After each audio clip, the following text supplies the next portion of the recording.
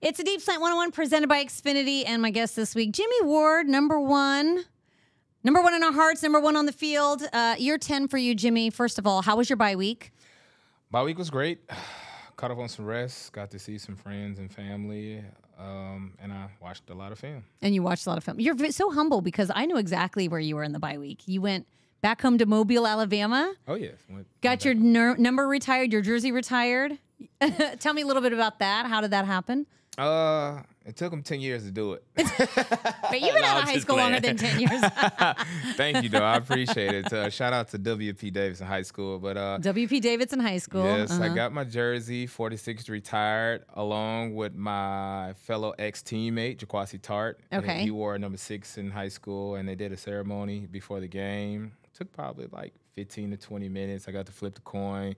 Got to see the new studs in high school play ball, and my high school definitely got to win. Yes. And you're like a good luck charm for them. Oh, yeah, hopefully. Yeah. All right, so you went back to your old high school. Are there any other famous alumni whose numbers are retired there? Probably A.J. McCarron. Maybe okay. Solomon Patton. Probably Justin Fowler from Viger. Probably Mark Barron. He went to St. Paul's along with A.J. McCarron. A.J. McCarron was here for a minute. I can't remember if he got it retired while he was with the Texans. T.J. Yeldon from High School. Maybe Julio Jones. Maybe. I like Julio Jones. I can keep naming. It's a lot of. Wow, that's really good NFL company that you keep. There's a lot of numbers that can't be worn anymore, it sounds like. Yeah. At W.P. Davidson.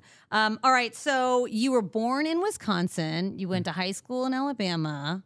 Went to college in Northern Illinois. So, like, what's considered home for you, like, outside of playing football?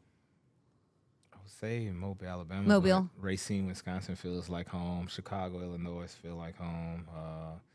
Been in Cali for 9 years. I'm not going to say it feel like home, but I'm familiar with that area, Bay Area. Okay. In Houston, Texas. Oh, man. How do you like Houston? Man, I love Houston. Yeah. I love Houston. I would think it's weird that you played your entire career with one team, which is like unusual anyway in the NFL. And then like you're a 10-year veteran, but you're almost like starting all over again in a new city. What was that whole process like for you? It was new.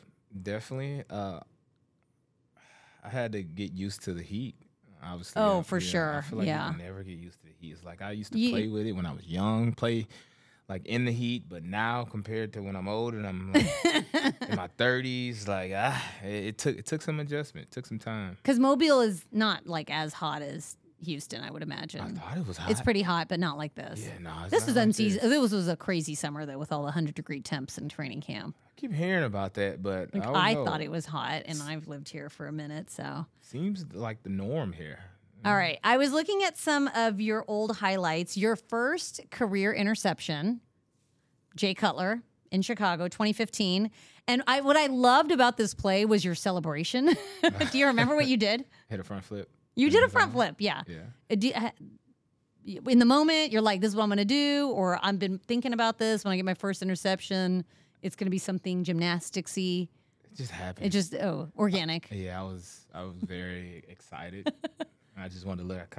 As I flipped, I jumped and I was smiling. I was looking at Jake. He had that smirk on that he always had when he throw an interception. He just. Yeah. You played against a lot of great players in your 10-year career. Anyone that really stands out to you, or that you like really had fun battling against? Larry Fitzgerald. Oh, Larry Fitzgerald, of course. Such a competitor. Like I don't hit him so many different ways, and he got up. I want to say I tore something in his knee one time, and he finished the game, and they ended up winning. Wow. Like, Larry Fitzgerald is just, oh, my God, he's such a great player. And obviously, he's going to go in the Hall of Fame, but I got so much respect for the guy. Did you guys talk, like, at all during the game, like a little trash talking, or is he pretty quiet? No, he talks, but he just give you compliments. Oh. Like, what did he say to you? No, he just water you down for you don't hit him as hard. You know, you feel, you be like, man, I don't want to hit this guy. He's but so nice. I'm still going to hit you. You're still going to hit him. Okay. But that's his game, though. He's like, oh, man, interesting. Good to see you, man. Hey, man, I ain't seen you in a long time. You're a great player.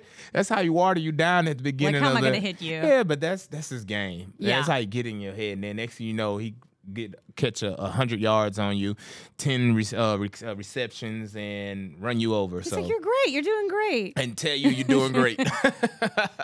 You have so much natural energy. I think it was one of the first things I noticed when you came in here. You did your press conference. I think I even tweeted it was one of the most entertaining press conferences like in free agency that I'd seen. You were like whispering and you were like, it's like you're telling everybody a secret. You were just so engaging and energetic. And I was just wondering, have you always been like that? Or is that just being in the league so many years? Like, where does that come from?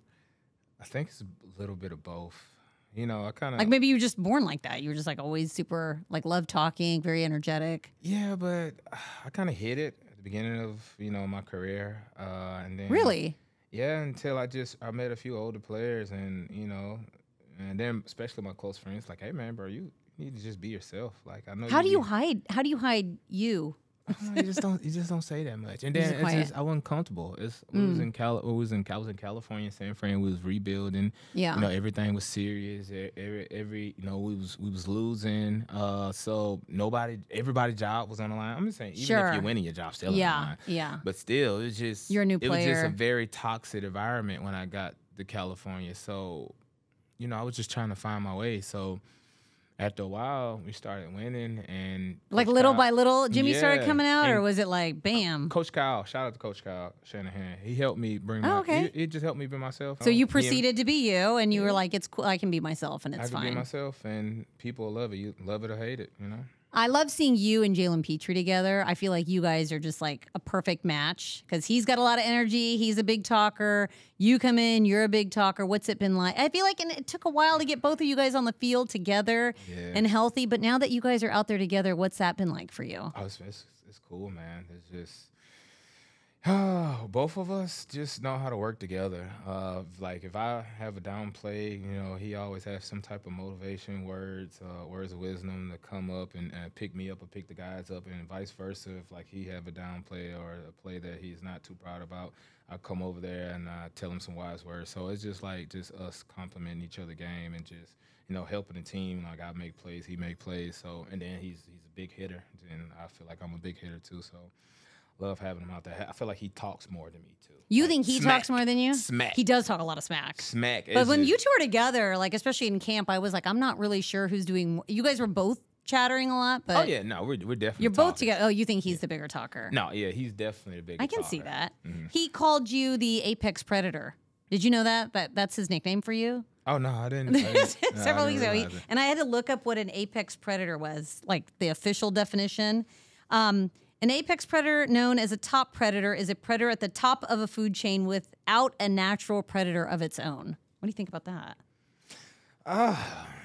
Like you're at the top of the food chain. He's like, there's nobody hunting for Jimmie Ward. Like, Jimmie Ward is the apex predator. It's a few. I got a few battles of a few guys that's on different teams that probably got me on the hit list. Probably Diggs from Buffalo Bill. Oh, okay. Probably A.J. Brown from Philadelphia.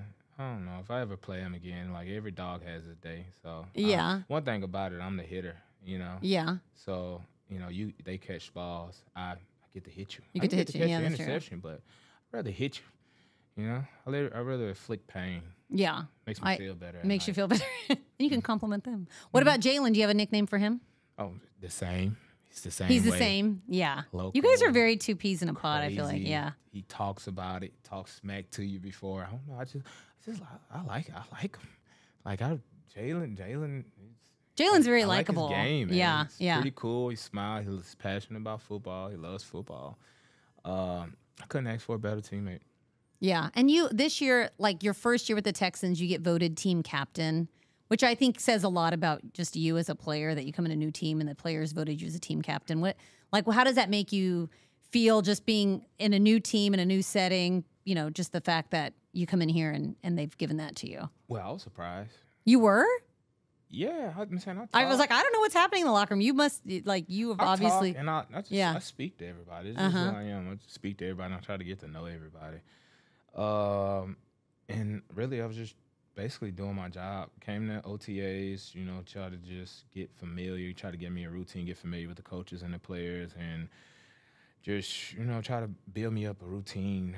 Didn't think they was going to vote for me because, I heard a few guys talking and I kind of just chilled. I let them until, because I wasn't used to, the guys yet. And then JG ended up asking me, coach ended up calling on me to talk. And I was like, okay. So I ended up breaking down the team. Breaking down the team, yeah. At the OTAs, at the practice, or at the, workouts in the weight room. And okay. Jonathan Grenard had you. Yeah, okay. probably 4 or 5 times I did it. And you must have impressed everybody with, Maybe, but I was happy. I was honored. It's an honor, definitely. Who's your locker next to? Because I know in the locker room, all the lockers are sort of mixed up. It's not offense and defense. Well, it's nobody on the right side of me. That's an empty locker. But right next to the empty locker is Robert Woods. Okay. And to the left of me is Sting, and to the left of him is Shaq Mason. So okay, you guys are all sort mixed of the up. guys I talk to the most since we're kind of like locker mates. Yeah. Do you like that sort of setup in the locker room? Does that help you get to know everybody a little bit better off the field? Not just sitting all the DBs by the DBs, O-line by the O-line. Now we get to talk to everybody. So I like how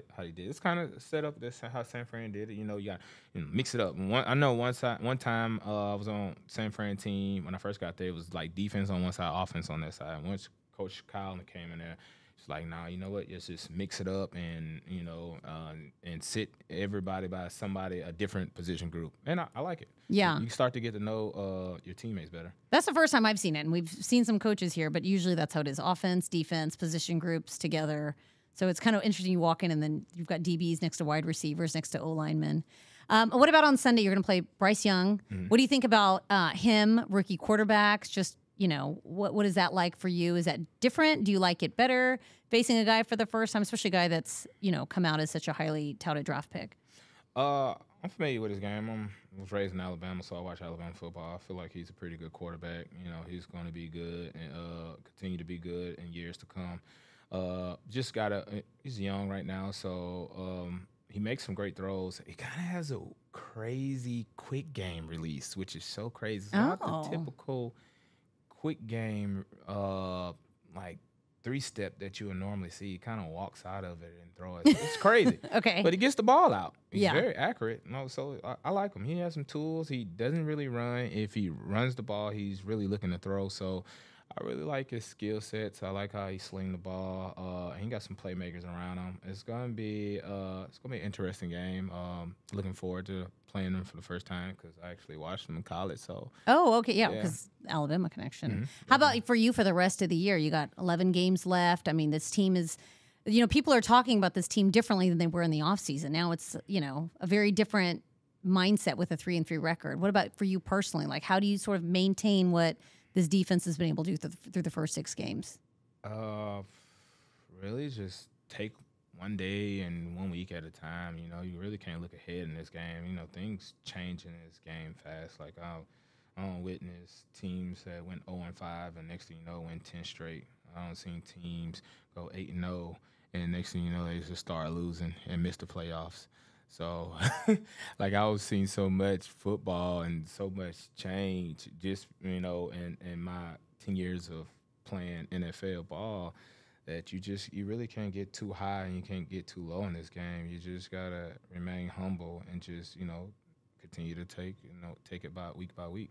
All right, Jimmie. Well, it's a pleasure getting to know you a little bit better. Apex Predator, always a pleasure. Best of luck for the rest of the season. All right, thank you. And before I let you go, can you sign our wall? Ooh, we get to sign the wall. Sign the wall. Yes. You can see you're in good company. Hey, the guys. Get a block. Let me get it. Oh, can I open it? Twisted, I think. Is it twisted? Or just? Am I tripping? I was trying to open it and then I was like, I put some coconut oil on, but. Show me how it's done. Maybe I put some coconut oil. It's a twist. You're so good. You're so. There was another one that was a pull. So this is the twist one. Looks good. Perfect. You seen the other ones? We got JJ. We're trying to get. I keep telling the guys to get D'Amico. So. Miko gonna put his number on there? Well, he does the coaches show every week. So anyway. He does the coach show every week? Yeah, Monday. He does it every week. It's just like a podcast. He just talks about the game. So. Thanks, Jimmie. That was great.